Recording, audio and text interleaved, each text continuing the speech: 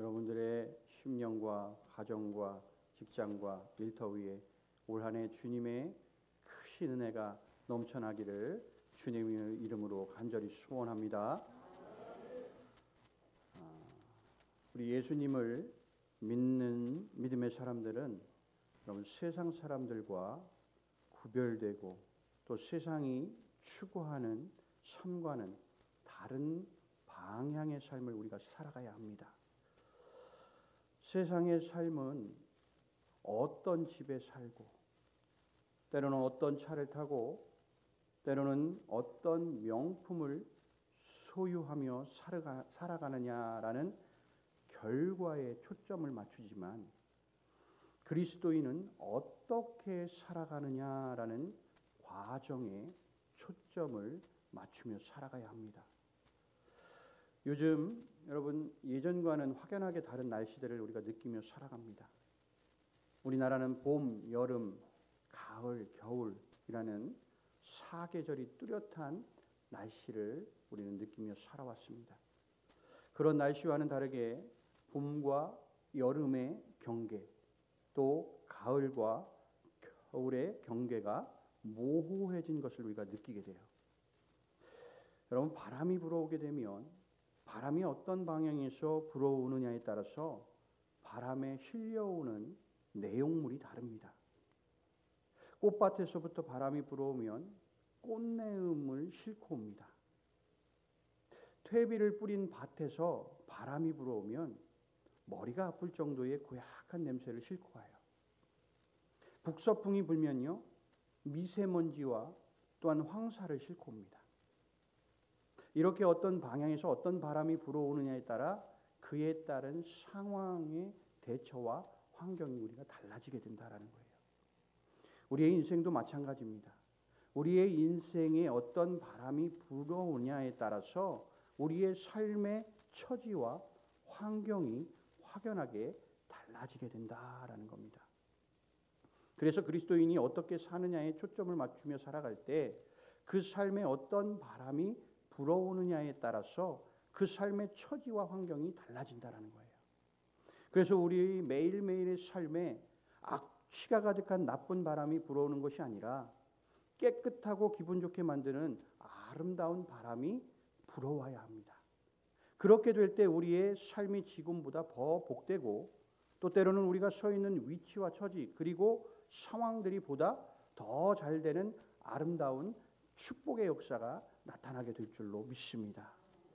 그러면 우리의 삶에 어떤 바람이 불어와야 복된 삶이 될까라고 우리는 한번 생각해 봐야 합니다. 바로 성령의 바람이 불어와야 할 줄로 믿습니다.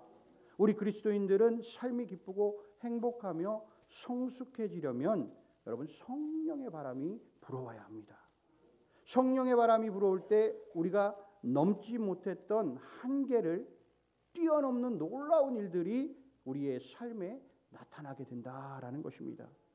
내 힘과 능력으로 내 처지와 환경으로 도무지 할 수 없는 일들을 성령의 바람이 불어오게 되면 여러분 성령님께서 친히 한계를 뛰어넘어 할 수 없었던 일들을 하게 하시도록 도우시는 줄로 우리는 믿습니다. 오늘 사도행전 2장 1절부터 3절의 말씀을 다시 한번 보도록 하겠습니다. 오순절 날이 이미 이르매 그들이 다 같이 한 곳에 모였더니 호련히 하늘로부터 급하고 강한 바람 같은 소리가 있어 그들이 앉은 온 집에 가득하며 마치 불의 혀처럼 갈라지는 것들이 그들에게 보여 각 사람 위에 하나씩 임하였더라라고 말씀하고 계시죠. 아멘. 예수님께서 부활하신 후에 40일 동안 제자들과 함께 하시면서 제자들에게 하나님 나라에 대해서 계속해서 가르치셨어요. 제자들에게 그렇게 말씀하시면서 너희들이 예루살렘을 떠나지 말아라. 분명히 하나님께서 약속하신 것을 너희들이 기다려야 한다라고 말씀을 하십니다. 이후 많은 제자들 앞에서 예수님께서는 하늘로 승천을 하시죠. 제자들은 예수님의 말씀대로 예루살렘을 떠나지 않고 오순절날 마가의 다락방에 모여서 기도하던 중에 바람처럼 불처럼 성령 하나님이 거기에 모인 각 사람 위에 임하는 놀라운 일이 임하게 되어집니다. 오늘 본문 2절에 후련히 하늘로부터 급하고 강한 바람 소리가 있어 그들이 앉은 온 집에 가득했다라고 말씀을 하고 있죠. 이것이 바로 성령의 바람입니다. 성령의 역사가 바람처럼 일어났다라는 겁니다. 성령의 바람이 제자들에게 불어오자 그들의 삶이 그 즉시 변화되기 시작을 합니다. 첫 번째로 성령의 바람이 불어오면 여러분 삶의 한계를 뛰어넘는 놀라운 일이 우리의 삶에 나타나게 된다라는 겁니다. 여러분 제자들은요 갈릴리 사람들이에요. 이들은 외국을 나가본 적이 한 번도 없는 사람들입니다. 오늘 성령의 임재하심을 통해서요 그들이 각기 다른 나라의 언어로 말을 했다라고 이야기를 합니다. 오늘 본문에서 읽지는 않았지만 여러분 2장 9절 11절에 가보면 바데인, 메데인, 엘라민, 메소포타미아, 유대와 갑바도기아, 본도와 아시아, 부르기아와 밤빌리아, 그리고 애굽과 구레네, 리비아와 아라비아까지 각 언어로 하나님의 큰 일을 말함을 그들이 들었다라고 이야기를 합니다. 주변 나라에서 예루살렘에 모인 이 경건한 자들이 하나님의 큰 일을 말함을 들었다라고 오늘 증언을 하고 있는 겁니다. 여러분 오늘 이 제자들은요 고기 잡는 것 외에는 할 수 있는 것들이 없었던 사람들이었어요.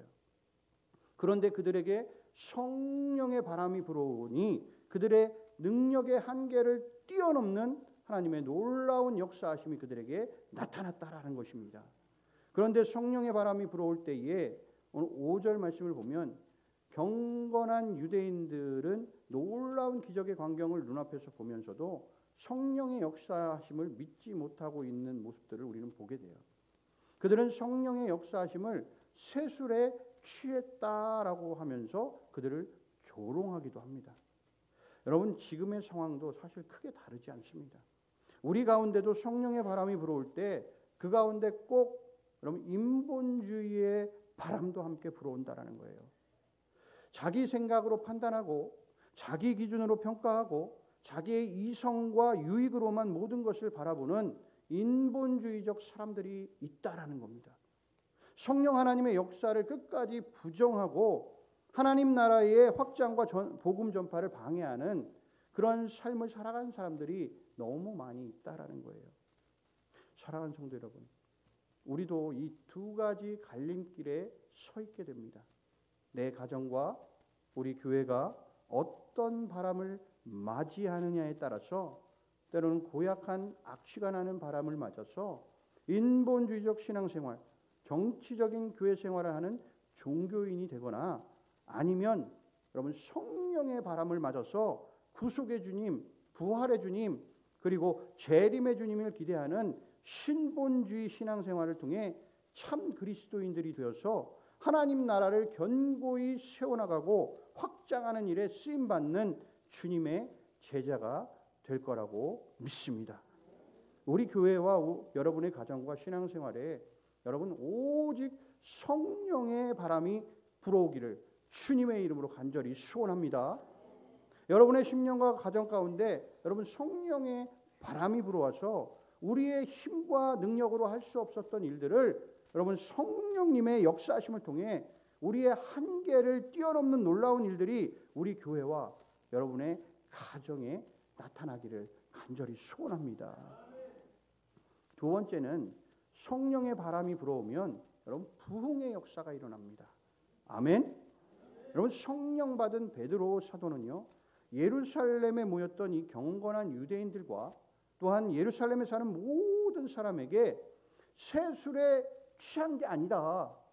성령의 임재하심을 이야기하면서 그들에게 요엘 선지자의 말씀을 그들에게 들려줍니다. 요엘 2장 28절부터 32절의 말씀을 그들에게 들려주는데 말세에 내가 내 영을 모든 육체에 부어주리니 너희의 자녀들은 예언할 것이요 너희의 젊은이들은 환상을 보고 너희의 늙은이들은 꿈을 꾸리라. 그때 내가 내 영을 내 남종과 여종에게 부어주리니 그들이 예언할 것이요 또 내가 위로 하늘에서는 기사를 아래로 땅에서는 징조를 베풀리니 곧 피와 불과 연기로다. 주의 크고 영화로운 날이 이르기 전에 해가 변하여 어두워지고 달이 변하여 피가 되리라.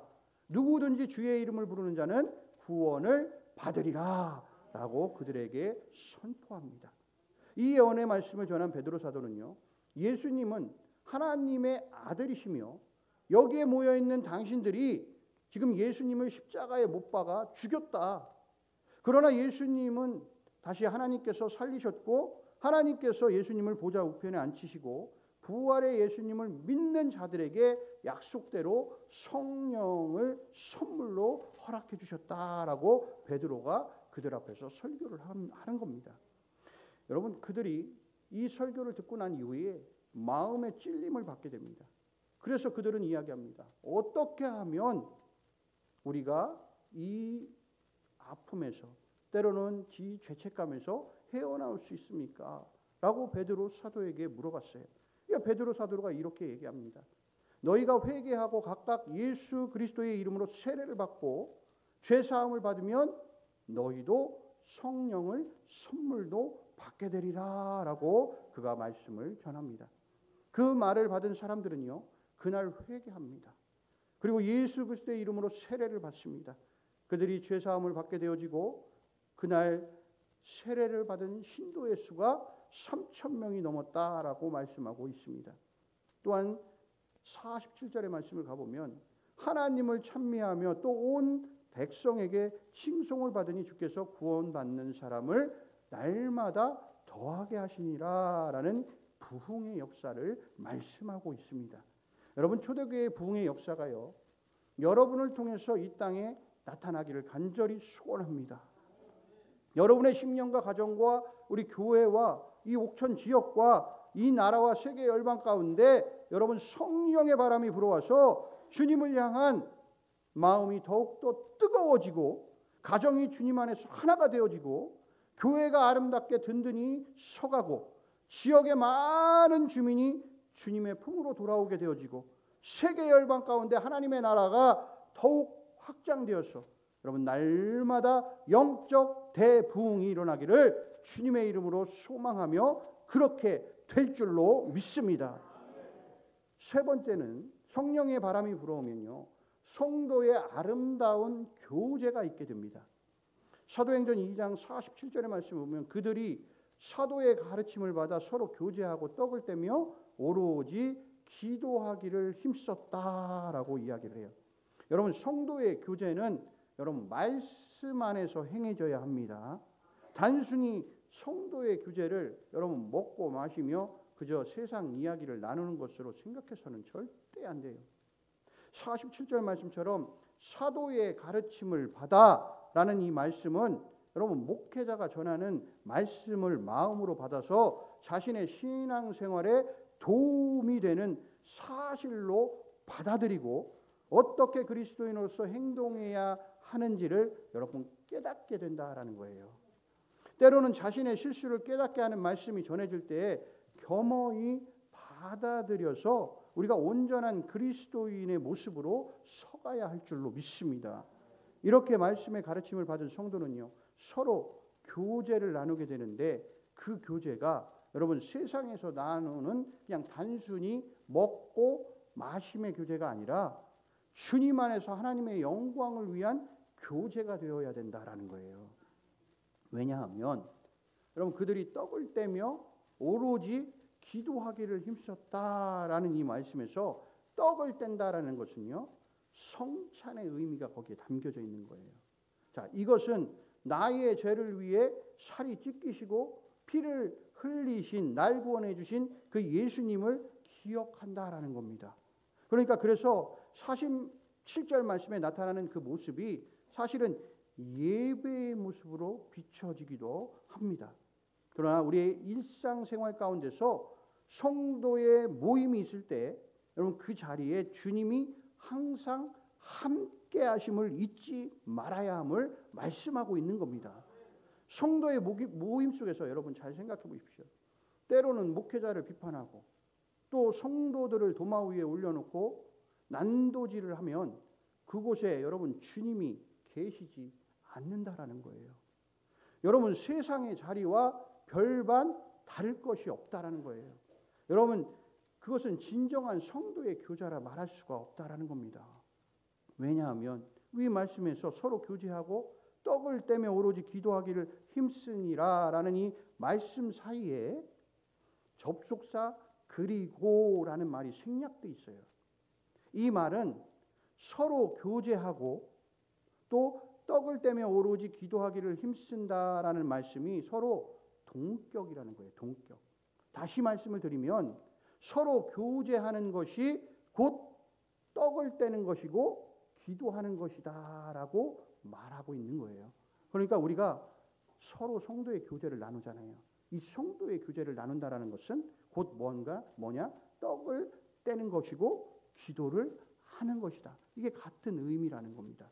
그래서 성도의 교제는 무엇을 먹든 무엇을 마시든 무엇을 하든 하나님의 영광을 위한 것이 되어야 한다라는 것입니다.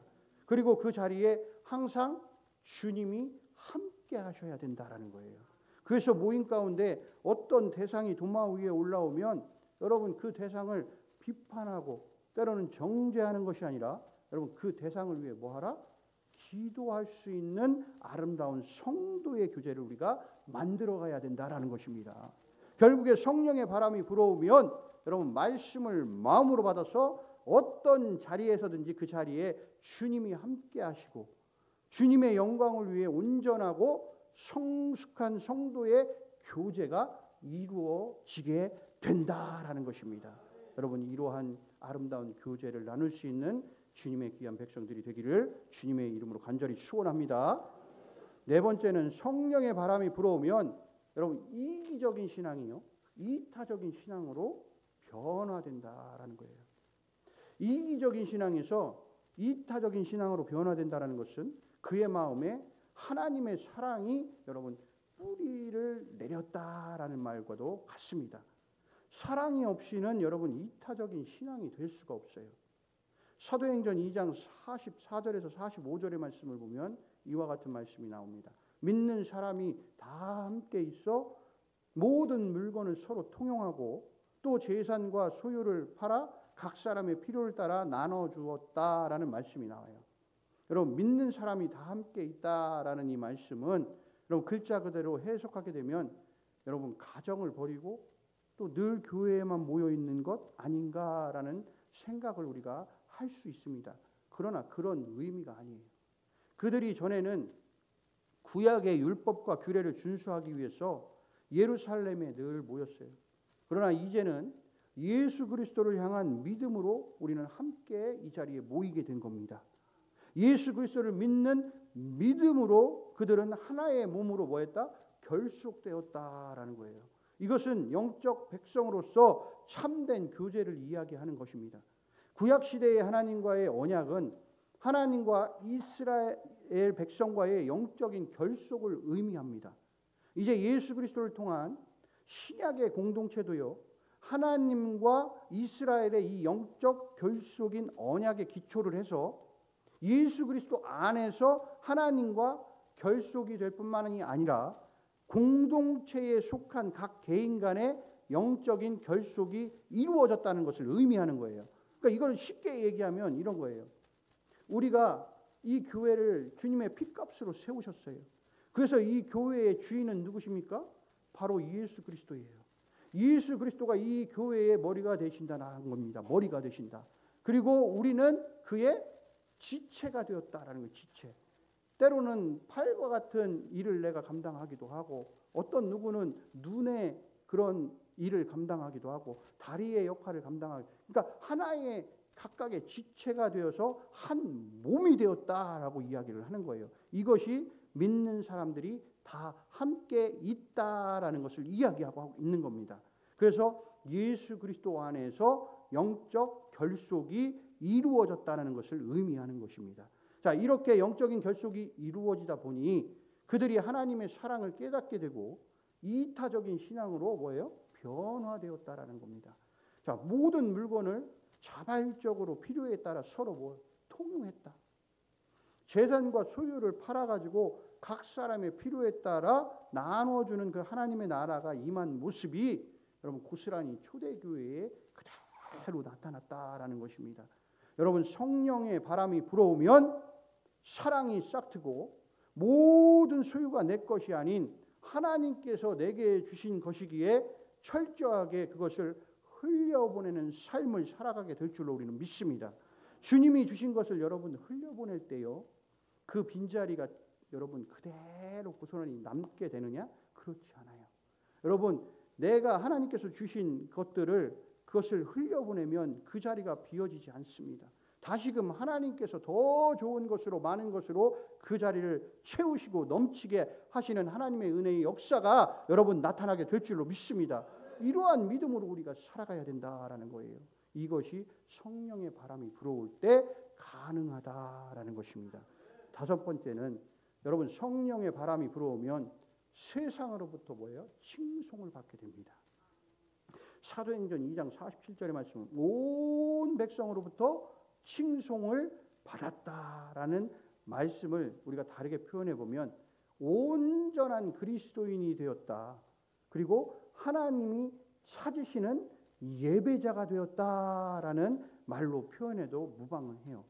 자, 온 백성에게 칭송을 받았다라는 이 말씀 앞에 하나님을 찬미하며라는 말씀이 나와요. 하나님을 찬미했다라는 것은요, 여러분 수동적인 자세가 아니고 능동적인 자세예요. 여러분 우리가 잘 알지만 수동적인 자세는 누군가가 나를 시켜서 하는 것, 이게 수동적인 자세예요. 능동적인 자세는 내가 스스로 그 모든 일을 행하는 거예요. 이게 능동적인 자세다. 그러니까 하나님을 찬미했다라는 이 말은 누군가가 시켜서 하나님을 찬미한 게 아니라 나 스스로가 성령의 바람이 불어와서 하나님을 찬미했다라는 것입니다. 여기에서 이 찬미는요, 자발적인 마음의 표현이에요. 누가 시켜서 하나님을 찬미한 게 아니라는 거예요.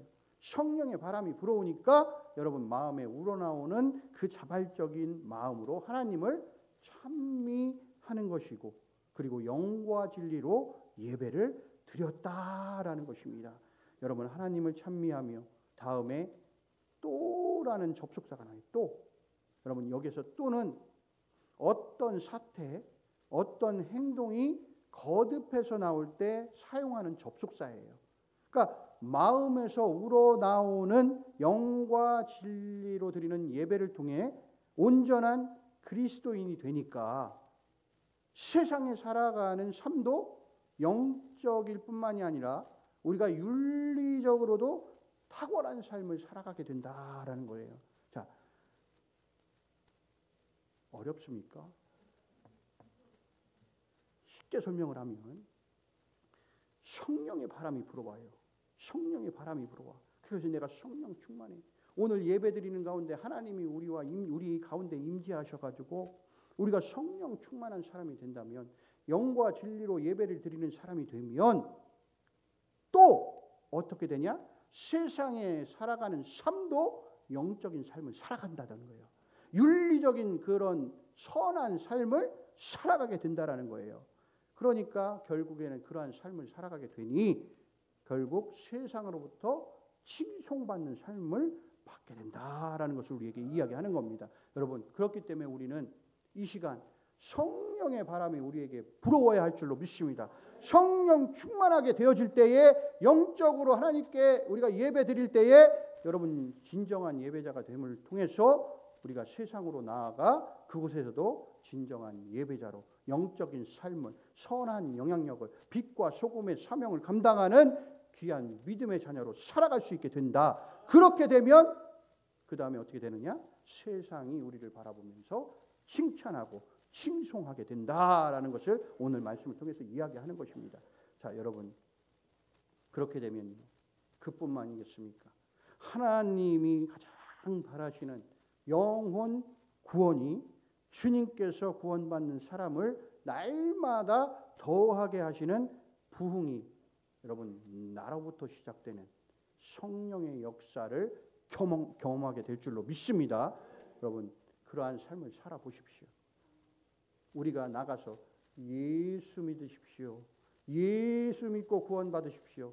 예수 믿어야 천국에 갑니다라고 외치지 않아도 여러분의 삶을 통해서 세상 사람들이 그것을 바라보면서 여러분 나도 예수 믿어봐야겠다. 아, 저 장로님, 저 권사님, 저 집사님, 야, 예수 믿는 거 보니까 정말 나도 한번 예수 믿어보고 싶다 라는 마음이 그들에게서 마음속에서 불같이 일어나게 되는 것입니다.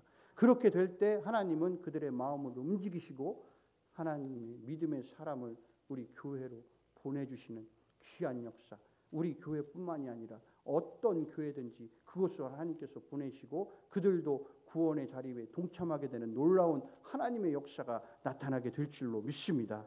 여러분, 우리가 성령의 바람을 맞아 성령 충만하게 되어서 여러분의 삶의 한계를 뛰어넘는 삶을 살아가시기를 간절히 소원합니다.